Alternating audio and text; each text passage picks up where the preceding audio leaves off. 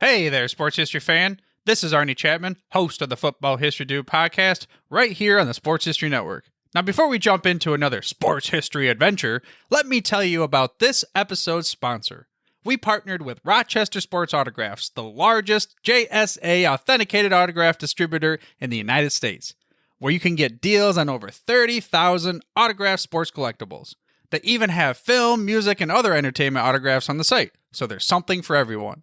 Perhaps you're looking for a gift for Mother's Day, or maybe Father's Day. Heck, who needs a holiday as an excuse to give a piece of sports history to your loved ones? Or how about yourself? Today seems like a great day to add to your sports cave, right? But how is RSA able to offer such great deals on JSA authentication, you ask? Well, they do this by making deals directly with athletes, so there are no extra markups, and they choose to pass these savings on to the customer. All orders from Rochester Sports Autographs are top quality and shipped to your door with top authentication and money-back guarantee. And to make sure RSA knows that the Sports History Network sent you, we created a special link for you.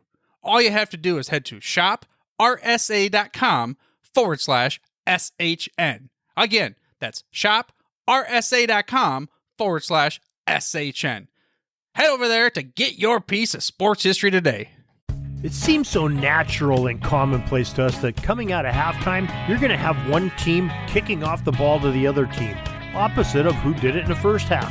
But that wasn't always the case. There were thoughts of eliminating the second half kickoff and replacing it with some alternatives. Timothy P. Brown of Football.Archaeology.com visits us today to tell us about the ideas of 100-some years ago of how they wanted to replace the second half kickoff. Tim's coming up with a story in just a moment. This is the Pigskin Daily History Dispatch, a podcast that covers the anniversaries of American football events throughout history on a day-to-day basis. Your host, Darren Hayes, is podcasting from America's North Shore to bring you the memories of the gridiron, one day at a time. So as we come out of the tunnel of the Sports History Network, let's take the field and go no huddle through the portal of positive gridiron history with pigskindispatch.com. This podcast is part of the Sports History Network, your headquarters for the yesteryear of your favorite sport. You can learn more at sportshistorynetwork.com. Hello, my football friends. This is Darren Hayes of PigskinDispatch.com. Welcome once again to the Pig Pen, your portal to positive football history. And we are going to go in a really historic mode here and go with Timothy P. Brown and his FootballArchaeology.com daily tidbits. He has one from January that we're going to talk about the kickoffs starting the second half. Tim, welcome back to the Pig Pen. Darren, thank you. Appreciate being here and looking forward to chatting once again this evening. Yeah, it's this is an interesting topic that you talk about. We know traditionally in football, I can't think of a football game where I've ever had anything else besides unless you get some exotic like the original XFL, where you start the game or each half with a kickoff. And the second half is no exception. And you've got an interesting story from the past on the second half kickoff that we'd love to hear about. Yeah, so this is, this story, and I think kind of to put it in context, you kind of have to start from the standpoint that football is a game, and all games are just made up. It's got a made up set of rules, and they're totally arbitrary. If we decided tomorrow that a touchdown was going to be worth 24 points, boom, we make the change, and that's what it is. It just everything about the game is arbitrary. So, basketball, you could give people 2 steps per dribble or use a 12-foot high basket. Baseball could be 3 balls and 2 strikes. So anything it's all negotiable. So for various reasons, there's been times when people wanted to get rid of the kickoff in the second half. And but football had a kickoff in the second half because rugby had one, and that's kind of the only reason we had it. And there's been suggestions to get rid of it for safety reasons. Amos Alonzo Stagg argued for it going back in the day.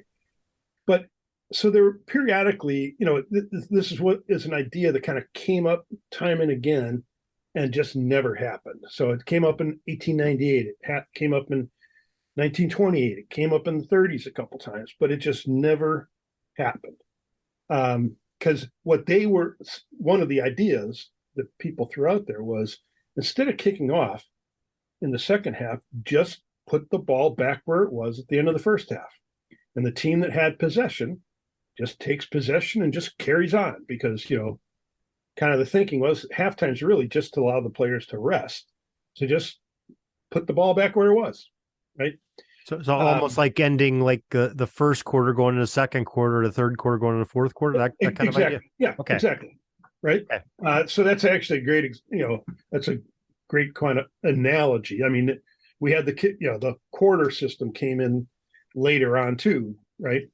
But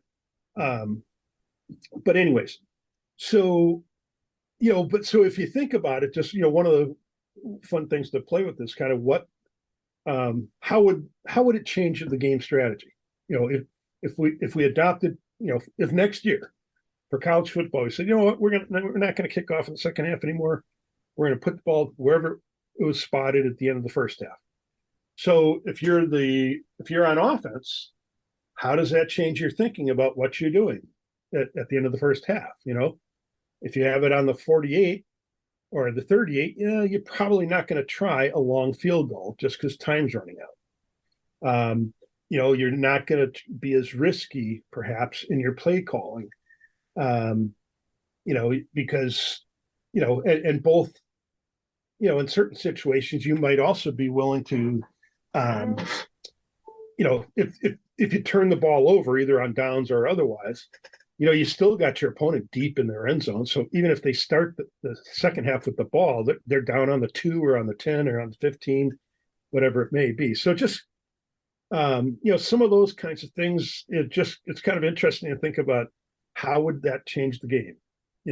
Like if you're trying to manage the clock at the end of the first half, there's really no reason to manage the clock very much, right?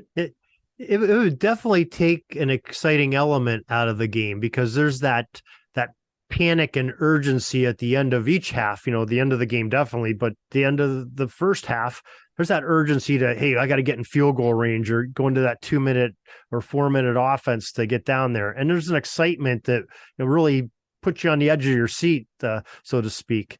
And, that would be definitely an element that would probably be taken away that I think a lot of football traditionalists would be up in arms if they said, like you said, college football is going to no second half kickoff. I think. Well, okay, but the flip side of that, and so we know that this whole thing, this excitement has evolved, right?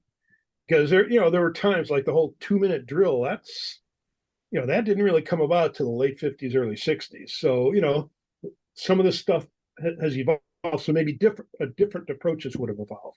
The other side of it is, imagine the first half ends and I'm on offense and I've got the ball on your 2-yard line. Okay. Well, half ends, we go into our locker rooms, and then we come back out on the field, and now the whole time you're sitting there thinking, damn, they've got the ball on the 2. And I'm like, whoo, we've got the ball on 2. So, there would be a whole lot of other kinds of anticipation during halftime, thinking about what you're going to do. How are you going to respond to, what play am I going to call? What defense are you going to, try to call, against it? So I don't know. I think there's there potentially are some interesting things, but the other side of it is some of this same kind of dissatisfaction with, with kind of the way the half ended. There were times where, and I've written an article about this too, but there's been times when people proposed getting rid of the clock entirely, and instead of playing for 15 minutes, they would play 20 play quarters. So whoever got the ball, if they had a 19 play drive, well, then the other team would only get 1 play that quarter. And there were actually, there were some test games, using that in the, I want to say like 22, 23 era. Some people argued for giving teams 5 downs inside the 20 because they wanted to give them a chance to score, right? So anyway, and then other people, even like Pop Warner, argued for giving teams a point for every first down. So I don't know. These are all kind of bizarre little. Well, we think they're bizarre because we're used to a certain set of rules, but all 3 of those, and the change in the or elimination of the kickoff makes sense too. It's just a different idea. Yeah, I can remember back in my officiating days, and this is pretty recent, probably like 15, 20 years ago, where you had the traditional second half coin toss. It really wasn't a coin toss. It was just the captains would come out and make their choices. This is before they had deferment. You could defer the first half kickoff. Yeah. You take the ball or which end of the field. Those were your 2 choices back in high school in those days. So about the time they had deferment, they came up with eliminating that second half conference of the captain of the team that lost the first half coin toss to deciding what to do. So what they do is when you go in the locker room to grab the teams, the officials that go in there, you ask the coach, hey, you want the ball, right? And usually you don't want to give them a choice, so they make a wrong choice, and you don't really have the kids make the choices, because that really goes bonkers and sometimes upside down. Kids just didn't understand that, and that's really what happened. Why they did that with the deferment rule, because the first couple of years of deferment, kids would come out there and their coach would say, if we win the toss, we want to defer so we can have the second off kickoff. So the kids would come out, win the coin toss, and say, we want to defend that goal because that's what coach told us. And really, that's what you want to do? Yeah, the coach says. I'm like, okay. And you go to the other team. Yeah, I'll take those. They get the ball both halves. So that's something that came to my mind when you're talking about that, eliminating the second half kickoff, because there's sort of a parity and a fairness to that. Okay, you won the coin toss and you get the kickoff in the first half, but in the second half, the other team gets it, to sort of level that out with as best you can to have the even amount of chances to score, I guess, is, it doesn't really work out that way very often. Yeah. But at least on paper, it sounds pretty good, sounds pretty fair. And I'm just sitting there thinking, man, if they did something like you're talking, if that would have ever took place, how important would that opening coin toss be? I mean, nobody would, there wouldn't be deferment anymore because you wouldn't have a second half option, and nobody would pick a goal. You would say, hey, I want the ball. There's no doubt about it. You'd be on offense first if you won. Right. But, originally in football, when it just like, if you watch a soccer match today, the team that starts the game by kicking the ball, they keep possession of it. And that's the way football is too. The kicking team just dribbled it a couple of feet and then picked it up and tossed it to one of their buddies, right? I mean, the original flying wedge, that was what that was all about. You dribble kick it a couple of feet, and then the wedge closes on the guy who's the kicker, and they start running down the field. So that a lot of that stuff, I mean, at one point it would have been crazy to say, well, you got to kick the ball at least 10 yards, but that took like 2 decades or something for that rule to come into play. So the kickoff has not always been what it is today.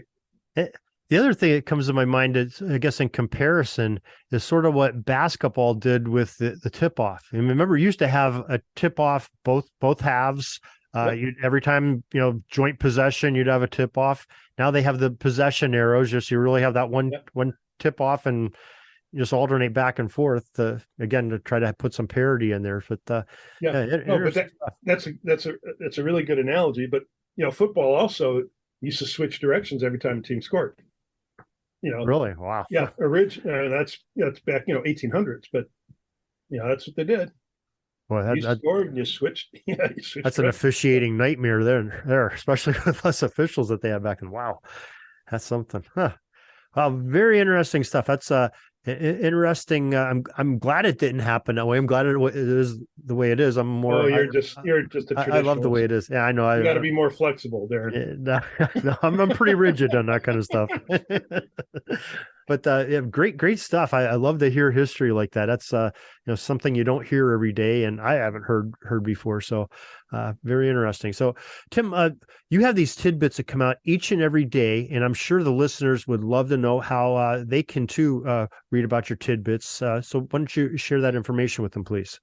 Well, I'm going to defer that to the next podcast. How about that? Okay. Well, we're not having a second half one, so sorry, okay, you lost your choice. Okay.